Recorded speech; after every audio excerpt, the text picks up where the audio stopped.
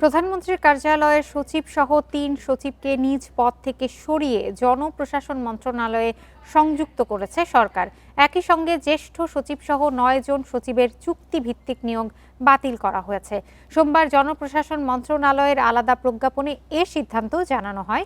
জনপ্রশাসন মন্ত্রণালয়ে সংযুক্ত করা সচিবরা হলেন প্রধানমন্ত্রীর কার্যালয়ের সচিব মোহাম্মদ সাইফুল্লাহ পান্না, শিক্ষা মন্ত্রণালয়ের মাধ্যমিক ও উচ্চ শিক্ষা বিভাগের সচিব রেহানা পারভিন এবং ধর্ম মন্ত্রণালয়ের সচিব মোহাম্মদ কামাল উদ্দিন।